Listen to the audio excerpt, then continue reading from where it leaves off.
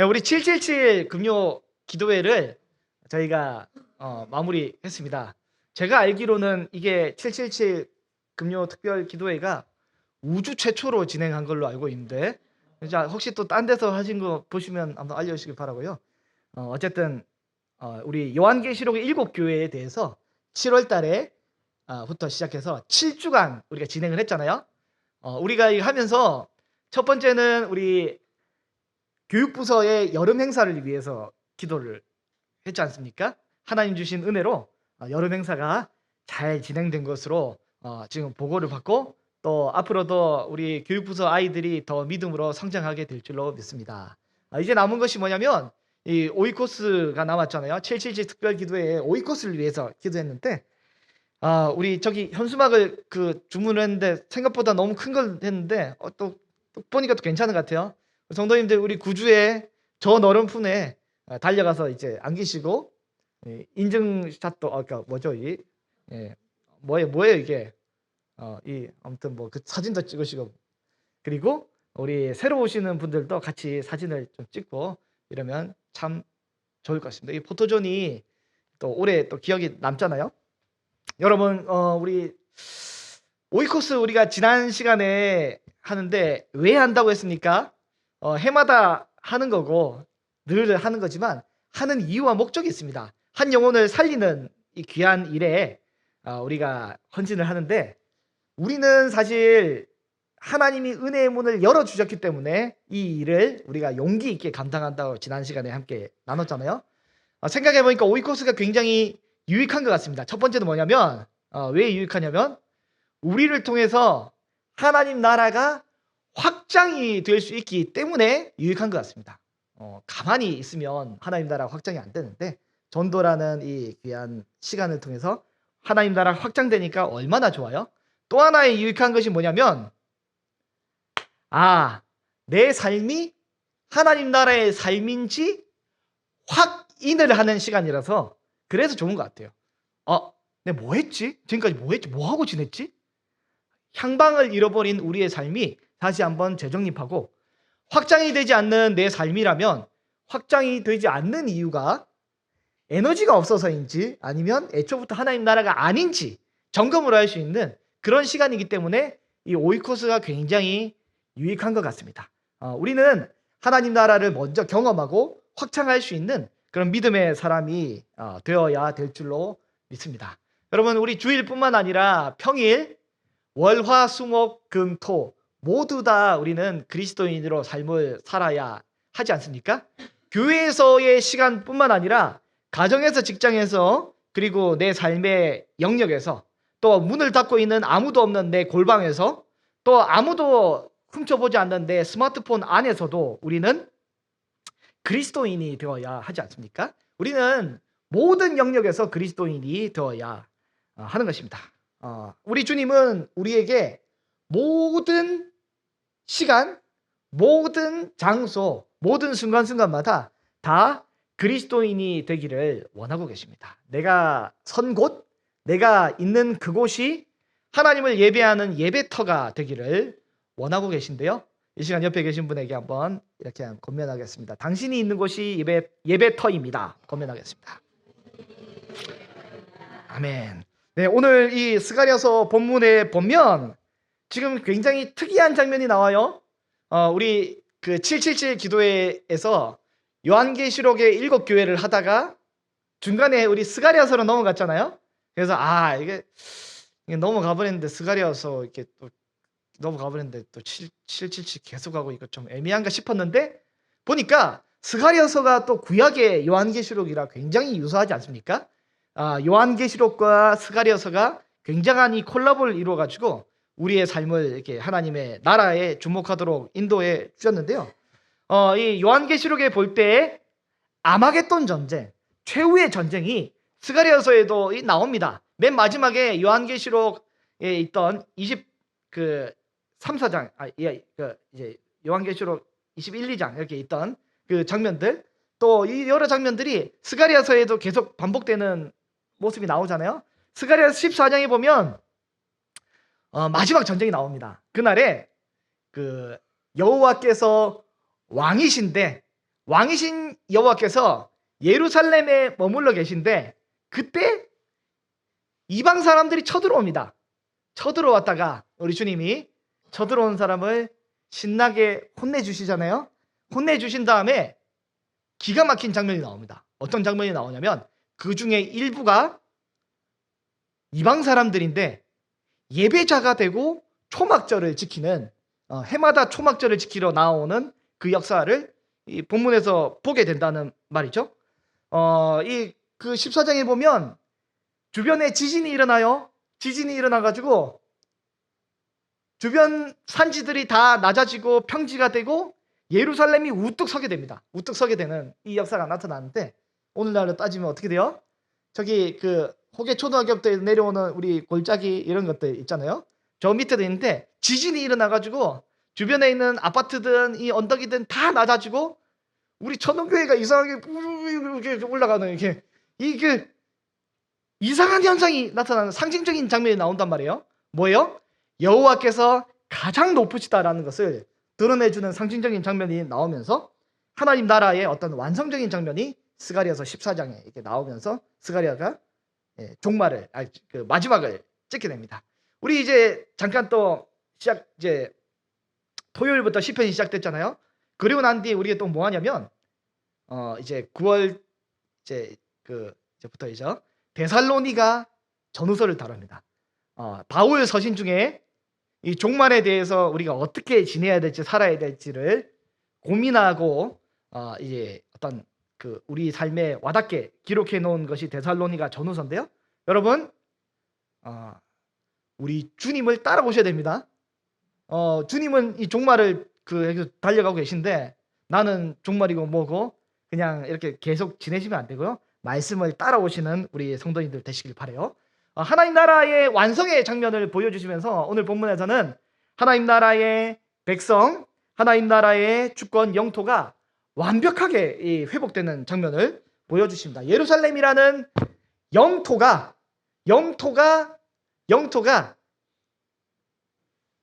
그 성전만 거룩한 것이 아니라 이게 예루살렘 전체로 거룩이 확장이 됩니다. 아브라함으로부터 시작됐던 이 하나님의 백성이 한 명에서 끝나는 것이 아니라 확장돼서 예루살렘 이스라엘 전체로 확장이 되고요. 이방까지 확장이 되고요. 그 대제사장만 가지고 있던 거룩의 영역이 확장돼서 모든 사람에게까지 확장되는 장면을 오늘 보게 될 것입니다. 먼저 오늘 첫 번째 다룰 것은 뭐냐면 오늘 이쪽에 뭐라 그러죠? 정수기를 한번 생각하면 될 것 같아요. 정수기의 역할이 뭐예요? 첫 번째는 외부의 더러운 물을 정수기에 들어오면 정수기가 일단 걸러줍니다. 걸러주고 그 이후에 정수기 속에 들어온 물을 깨끗하게 여과한 다음에 그 다음에 정수기가 파송을 당하잖아요. 어떻게 파송을 당해요? 우리의 입으로 들어오잖아요.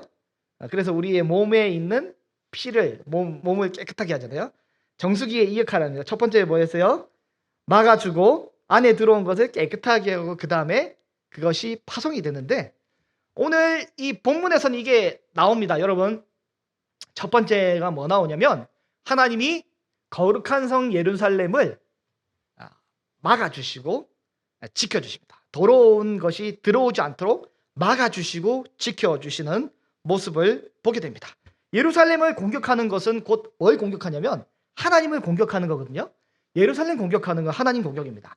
교회를 공격하는 것은 곧 하나님을 공격하는 것이고요. 그렇습니다. 여러분 근데 이제 사실은 요즘에는 유튜브로 본인이 원하는 것을 구독하면 알고리즘이 그것 위주로 우리에게 다가오기 때문에 내 생각이랑 비슷한 영상만 나오기 때문에 크게 뭐 이게 지장이 없는데 과거 같은 경우는 우리는 매스미디어의 영향을 많이 받았지 않습니까? 뉴스에서, 신문에서, 여러 언론에서 전해주는 것을 우리가 그대로 받아들이는데 이 미디어는 이제 사실은 중립을 지켜야 됩니다. 중립을 지켜야 되는데 교회에 대해 상당히 부정적이에요. 교회에 대해 상당히 부정적입니다. 슈퍼마켓 사장님이 횡령을 했다고 신문에 이렇게 뉴스에 안 나거든요.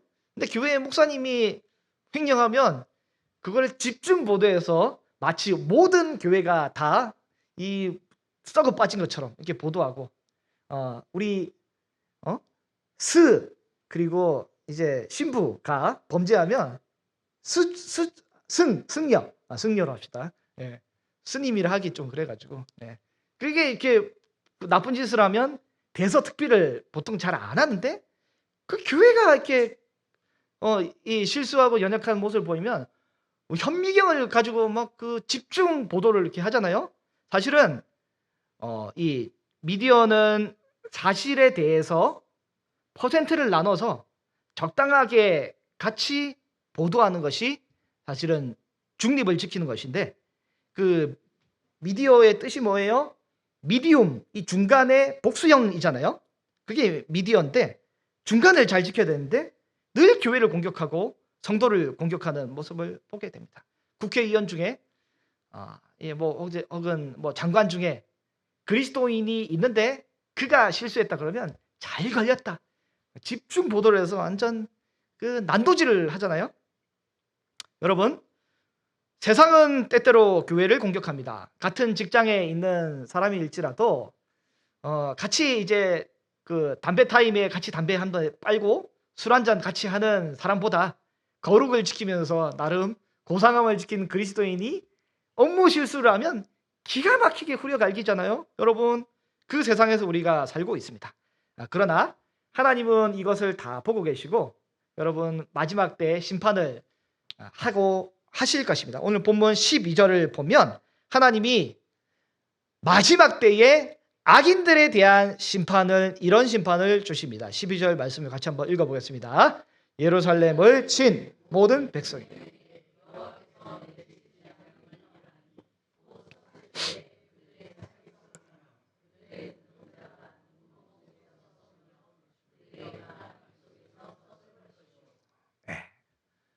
굉장히 무서운 장면이 나옵니다. 살이 썩어버리고 눈동자가 구멍에서 썩어서 나오고 혀가 입에서 썩어서 이 비참한 이 장면이 나오잖아요. 여러분, 하나님의 성전은 특징이 뭐냐면 거룩함입니다. 거룩함. 성전은 거룩함이고 생명으로 가득해요. 근데 여러분 구약에 있어서 죽음과 관련되면 부정하다고 여깁니다. 시체를 접하거나 아니면 사람의 신체에서 체액이 외부로 방출되면서 생명이 소실되는 것 자체에 대해서 부정하다고 여겼습니다. 그래서 시체에 접하면 부정한 거죠. 근데 사람의 신체에서도 구약의 나병과 같은 경우에 신체가 죽어가기 때문에 그것을 부정하다 여겼는데 이 오늘 본문에 보면 이 사람의 그 신체가 썩어가고 있습니다. 이게 죽음의 영역이라 그죠? 근데 많은 것이 있는데 왜 하필 여기서 강조하는 것이 뭐냐면 살과 눈과 혀가 썩어간다고 할까요? 살과 눈과 혀. 여러분, 교회에 대해서 하나님에 대해서 악의가 가득 찬 선입견이 있는 그 눈동자에 대해서 증오의 눈동자에 대해서 하나님은 심판하실 날이 있으실 것입니다. 교회에 대해서 비방과 또 악의가 가득 찬 이 혀에 대해서 어떤 확증 편향적인 시선을 가지고 교회에 대해 굉장히 날카로운 비판을 가진 그 입술에 대해서 우리 주님은 심판하실 그날이 있으실 것입니다. 세상 사람들이 바깥에서 저지르는 범죄가 어디서 일어납니까? 살에서 나옵니다. 피부에서 접하는 손과 발, 모든 악한 것들은 이 더러운 것을 살로 접하죠. 그리고 눈으로, 입으로 이렇게 보고 나오게 되는데 하나님 모든 악에 대해서 심판하실 그날이 있으실 것인데 바로 그날이 최종의 종말의 날입니다. 여러분 우리의 눈은 세상 사람들과 달리 깨끗하십니까? 여러분 우리의 혀가 깨끗하십니까? 눈과 혀가 깨끗하지 않으면 성전에 들어오지 못합니다. 눈과 혀가 깨끗하지 못하면 성전에 들어오지 못합니다. 마태복음 5장에 보면 이렇게 되어 있어요. 너희에게 이르노니 음욕을 품고 여자를 보는 자마다 이미 마음에 간음했다라고 합니다. 이 눈이 범죄하면 마음이 범죄하고 이미 간음한 거죠. 그래서 우리 주께서 뭐라고 해요? 너희 오른쪽 눈이 실족하거든 차라리 빼버리라.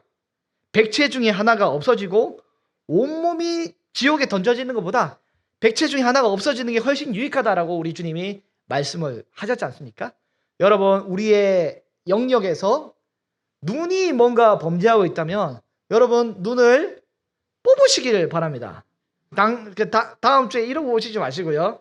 여러분 이러고 오셨다가 그 다음 주 되면 또 이러고 오셔야 돼요. 여러분 이러면 안 되고, 무슨 말이에요? 마음의 눈을 고치시란 말이에요. 마음의 눈을 고치는 그런 우리 성도님들 되시기를 바랍니다. 여러분, 혀는 깨끗하십니까? 여러분, 혀가 깨끗하세요? 혀가 깨끗하세요? 양치하다 이렇게 막 혀, 이 얘기가 아니에요. 여러분, 우리의 삶의 혀가 깨끗하냐고 물어보는 겁니다. 여러분, 마태복음 5장에 보면 형제에게 노하는 자마다 심판을 받게 되고, 형제에게 라가라 하고 이제 뭐 바보 멍충이야 이렇게 하는 그 사람에 대해서 공회에 잡혀가고, 미련한 놈이라 하는 그 사람에 대해서 지옥불에 들어간다고 얘기를 합니다. 뭡니까? 우리의 마음에서 나오는 그것이 혀로 표출되어서 누군가에게 상처를 주고 아픔을 주고 실족하게 한다면 이것은 이 지옥불에 들어가게 되는 그 일이라는 거죠. 여러분, 우리의 혀와 눈도 다 상징적인 겁니다. 다음 주에 혀를 뽑고 오셔서 아멘도 못 하시고 이러면 안 되잖아요. 우리의 피부에 있는 것도 이게 상징적인 거잖아요.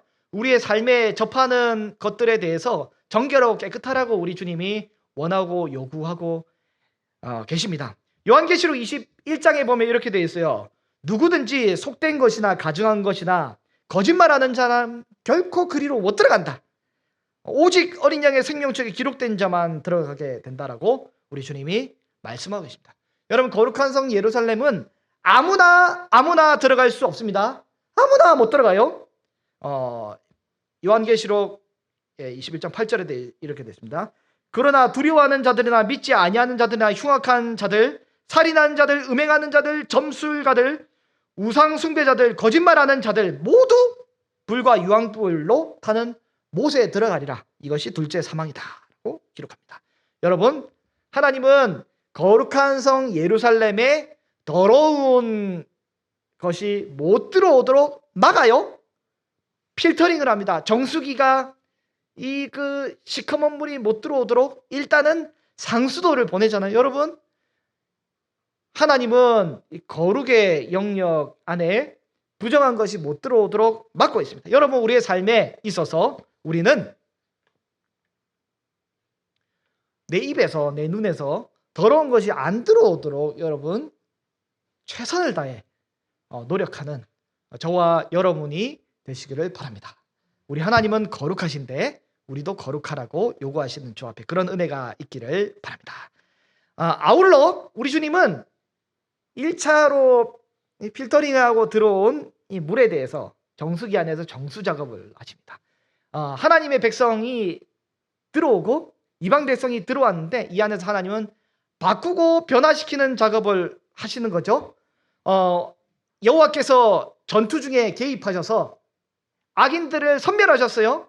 그리고 오늘 본문 13절을 보시면 아시다시피 그날에 여호와께서 그들을 크게 요란하게 하셔서 피차 그들이 손으로 붙잡고 손으로 치는 역사, 자중질환이 일어납니다. 서로 싸우게 됩니다. 서로 공격합니다.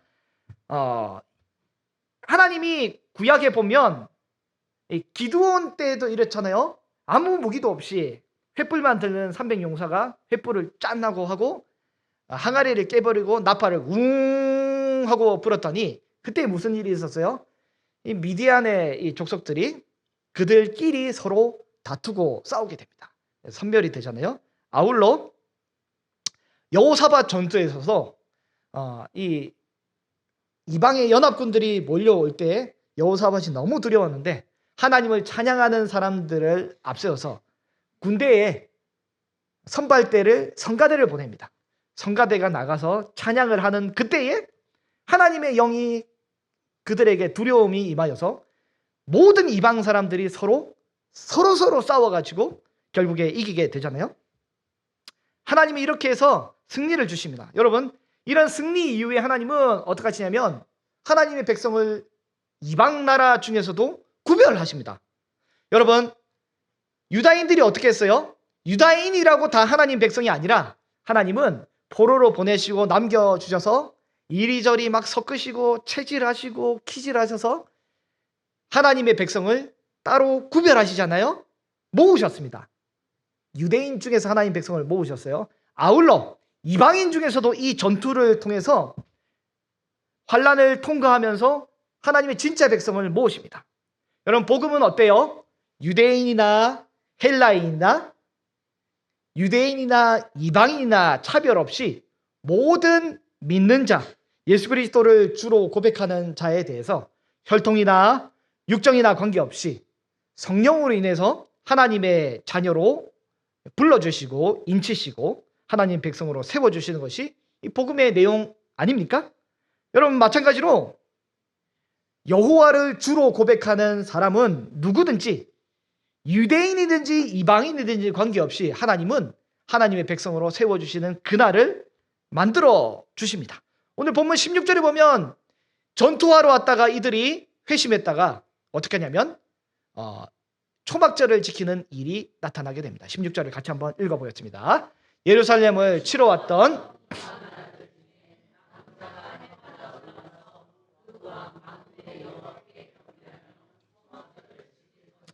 여러분, 유대인 중에 남은 자가 예루살렘으로 돌아와서 예배하는 자가 되었는데 이방인 중에서도 남은 자가 예루살렘으로 올라와 예배하는 자로 우리 주님이 바꾸십니다. 여러분, 초막절을 지킨다 했는데요. 여러분, 초막절의 의미가 뭡니까? 초막절은 출애굽한 이후에 하나님이 우리를 구원해 주심에 대해서 감사하는 절기가 바로 초막절입니다. 아울러 초막절은 가나안 땅에 정착한 이후에 하나님이 우리에게 날마다 비를 주시고 이른 비와 늦은 비를 통해 공급해 주셔서 열매를 수확하게 해주심에 대해서 감사하는 절기입니다. 여러분, 우리가 이제 사실은 저도 그렇고 초막절에 대한 절기가 참 강조점이 좀 약한 것 같은데 이제 그리스도인에게 초막절이 중요합니다. 이미 6월절은 예수 그리스도의 죽으심을 통해서 완성이 되어버렸어요. 그리고 대속죄일도 예수님이 단번에 죽으심을 통해 모든 사람의 속죄가 되시고 단번에 버리심을 받은 덕분에 예수 그리스도를 믿는 모든 사람은 하나님 앞에 택하심을 받는 이것도 완성이 되었습니다. 여러분, 맥추절은 첫 열매 그리스도의 부활로 인해서 완성이 되었습니다. 여러분, 오순절은 어때요? 성령께서 오심으로 인해 완성이 되었습니다. 우리가 이 땅에서 뭔 노력을 하고 뭐 그럴 절기가 아니란 말이에요. 근데 초막절은 그리스도인, 이 땅에 있는 그리스도인에게도 유의미한 절기입니다. 초막절은 무슨 절기입니까?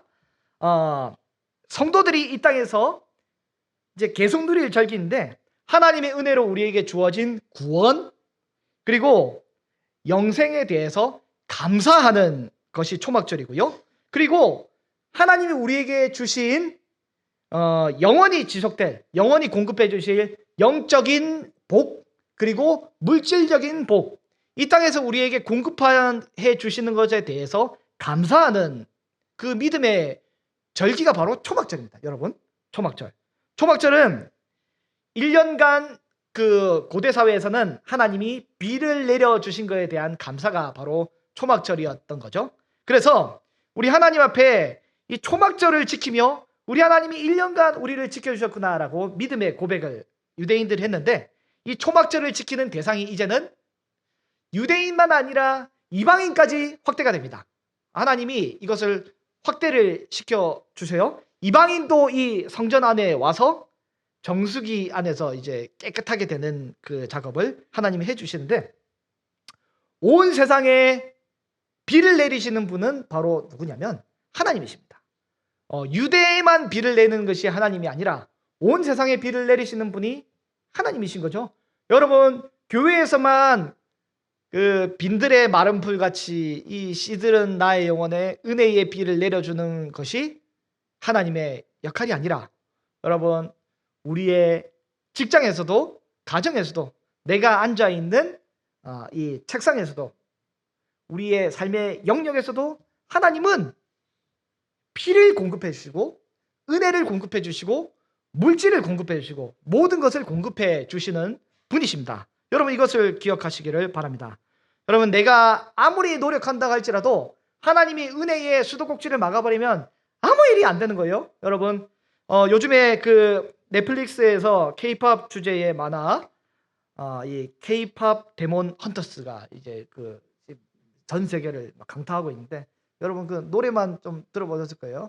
네, 노래만 좀 들어보셨을 텐데 여러분 이게 아무리 이게 잘 만든다 할지라도 기본적인 이런 플랫폼이 갖춰지지 않으면 이것이 공급이 안 되고 누릴 수 없는 것입니다. 여러분 그 기독교 만화인 그 킹 오브 킹스 이제 미국에서 박스 오피스 1위 했다가 지금 2위 뭐 이렇게 막 왔다 갔다 하고 지금 또 몇 위가 된지 모르겠는데 여러분 이것도 어느 정도의 이 플랫폼이 있고 기반이 있기 때문에 좋은 컨텐츠가 나눠지고 공유되는 거 아닙니까? 내가 작가가 어떤 만화를 어떤 음악을 기가 막히게 잘 만들었을지라도 이것을 공급해주는 플랫폼이 없으면 소용이 없는 것입니다. 여러분 농부가 아무리 농사를 새벽부터 밤늦게까지 기가 막히게 최선을 다해 노력한다 할지라도 하나님이 비를 내리지 않는다면 비를 잠궈버린다면 여러분 농사가 되겠습니까? 안 되겠습니까? 안 되는 겁니다. 여러분 마스크를 그 잔뜩 준비해 놨는데 코로나가 끝나버리면 어떻게 돼요? 끝나는 거예요. 망해버리는 겁니다. 안 되는 겁니다. 여러분 목사가 설교를 아무리 열심히 준비할지라도 성령의 임재가 없으면 아무런 소용이 없어요. 여러분 이 하나님의 이 주권 아래 모든 세상은 놓여 있는데 하나님의 은혜가 부어지지 않으면 아무런 이 공급하심이 없는 것을 우리 주께서 알려주셨습니다. 여러분 우리 삶의 모든 영역이 하나님의 공급에 있음을 기억하는 저와 여러분이 되시기를 바랍니다. 네, 하나님은 하나님의 이제 마지막 세 번째로 하나님의 영토인 예루살렘을 이제는 유대인도 들어오고 이방인도 들어오고 정화를 시켜 가시잖아요. 이런 다음에 마지막에는 완벽하게 깨끗하게 만드십니다. 완전 무결하게 사람도 완전 무결 그리고 영토도 완전 무결하게 마지막 순간에 만들어주시는 그 모습을 보게 됩니다. 하나님은 거룩의 개념을 예루살렘 전체로 확장을 시킵니다. 모든 사람으로 모든 기물로 확장을 시키는 건데요. 오늘 본문 20절 말씀을 같이 한번 읽어보겠습니다. 20절 말씀 같이 한번 읽어보겠습니다. 시작. 그날에는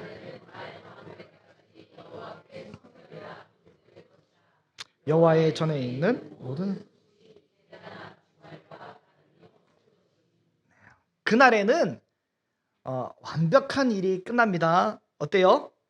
말방울에 여호와의 성결이라고 기록이 되고 여호와의 전에 있는 모든 솥이 다른 주발과 다름이 없고 21절에 봐도 어떻게 되냐면 이 집에 있는 솥을 가지고 고기를 삶아서 여호와께 드리게 되는 일이 발생하게 됩니다. 여러분 원래 여호와께 성결 코데시라 야훼 이거는 제사장의 이 이마에 있는 금패에 여러분 있습니다. 거룩은 원래 지성소 안에 제사장에게 있는 그 영역인데 거룩이 안에서 정화되고 확장이 되어서 이제는 어디까지 가냐면 여러분 말의 방울까지 가게 되는 기이한 역사가 나타나게 됩니다. 말은 어떤 존재예요? 레위기 11장에 보면 발굽이 그 벌어져 있는 존재가 동물이 정결한 동물인데 말은 발굽이 갈라져 있지 않습니다. 그리고 되새김질을 해야 거룩한 정결한 짐승인데 말은 되새김질을 안 한단 말이죠. 부정한 짐승 그리고 정복과 피를 보면서 살인을 만들어내는 그 군사 도구인 이 말이 말방울까지 여호와께 성결이라는 그 것이 확장이 돼요. 여러분, 사람이 살이 찌면 어떻게 돼요? 결국에 살이 찌다가 맨 마지막에 어디 가냐면 코끝이 동그래지면 살이 찔 때까지 찐 거예요. 근데 여러분, 근데 이제 또 살을 빼다가 맨 마지막에 뱃살이 빠지잖아요. 여러분, 코끝처럼 거룩의 가장 끄트머리에 있는 끝에 있는 것이 바로 말인데, 말의 방울까지 거룩이 거룩하다, 여호와께 성결이라는 팻말이 여겨지는 거죠. 여러분, 오늘 성찬식을 하면 제가 이 시커먼 목사 가운을 입잖아요. 이게 거룩을 상징하는 건데, 여러분, 마지막 굳이 이걸로 비유하자면 하나님 나라가 완성되는 그날에는 우리 집에 키우는 개까지 목사 가운을 입혀가지고 완벽하게 온 모든 이 생명체조차도 하나님 앞에 거룩한 삶으로 바뀌게 되는 기가 막힌 있을 수 없는 일로 확장이 되는 거죠. 여러분, 원래 여호와의 전에서 있는 솥이 따로 있어요. 소제를 드릴 때 그 하나님 앞에 드리는 기구가 따로 있단 말이죠. 그것들 나중에 다니엘서에서 이걸 가져가서 이제 난리가 나는데, 여러분, 마지막 때가 되면 이제는 일반 가정집에 가사 도구를 가지고도 여호와께 예배드리는 기가 막힌 일이 발생하게 됩니다. 성찬식을 오늘 할 때 성찬기가 따로 있잖아요. 그러나 이 그냥 일반 기구로 우리가 이제 예배하게 되는 일이 발생하게 되고, 여러분, 가정을 한번 생각해 봅시다. 우리 집에 있는 가사 도구를 가지고 이제 성찬식을 한다. 여러분, 그 설거지 잘 되어 계시죠? 깨끗하게 살균 소독하셨죠? 거룩의 영역이 확장된다라고 말씀하고 계십니다. 또 21절에 보면 그날에는 무슨 일이 발생해요? 가나안 사람들이 그 땅에 없다라고 말합니다. 이 가나안 사람이 없어져요. 원래는 예루살렘, 이 이스라엘 가나안 땅이 어떻게 했어요? 모든 사람이 가나안 사람이었고 아브라함 혼자 오셨어요. 그러나 하나님 나라가 완성되는 그 순간에는 가나안 사람이 한 명도 없고 모두 다 그리스도인들로만 가득한 새로운 나라가 되는 것입니다. 여러분, 그 대제사장만 거룩했기 때문에 대제사장만 예배의 주관자가 되어서 그날에는 이제 지금까지 성전에서 파는 물건으로 제사를 드렸단 말이죠. 그러나 예수님 오셔서 뭘 하셨어요? 성전을 장사치가 장악하고 있기 때문에 갈아 엎으셨잖아요. 그런 다음에 이 가장 가난한 사람들이 하나님 앞에 드릴 수 있는 예배의 어떤 도구였던 비둘기조차도 굉장히 비싸게 팔아먹는 이 형국에 비둘기상을 엎으셨습니다. 우리 주님은 이제는 모든 사람들이 제사장 없이 하나님 앞에 예배 드릴 수 있는 완벽한 그날을 만들어 주시고, 또한 그렇기 때문에 가나안 이 상인들이 성전 안에 없게 되는 그런 은혜의 장소로 만들어 주시는 거죠. 성전은 만민이 기도하는 집입니다. 여러분, 그리스도인은 저와 여러분이 하나님의 성전인 것을 여러분 기억하시기를 바랍니다. 여러분, 하나님의 성전입니다. 우리는 하나님의 성전입니다. 우리의 중심 가운데 가나안 사람이 떠나가기를 원합니다. 가나안은 이익에 눈먼 존재예요. 그러나 우리는 하나님을 예배하는 존재로 부름을 받았습니다. 여러분, 그래서 우리 삶의 모든 영역이 하나님의 주권 안에 거하는 그런 은혜가 있으시길 바랍니다. 여러분, 오늘 본문에 하나님 나라에는 거룩한 하나님의 백성만 있습니다. 부정한 혀와 눈을 가진 자는 거기에 들어가지 못합니다. 여러분, 우리는 어떻게 해야 될까요? 여러분, 우리의 삶에 있어서 하나님 나라를 확장시키는 그런 삶을 살아가고 계십니까? 내 눈은 영혼을 살리는 것을 바라보고 계십니까? 내 영혼을 살리고 있습니까? 내 눈은 내 영혼을 죽이고 있고 타인을 죽이는 시선입니까? 우리의 혀는 이웃을 살리는 말을 하고 있습니까? 아니면 죽이는 말을 하고 있습니까? 여러분, 우리의 혀와 눈이 하나님 앞에 바로 설 수 있는 그런 은혜가 있으시기를 바랍니다. 여러분 특별히 가까운 사람일수록 우리의 눈과 혀가 이게 참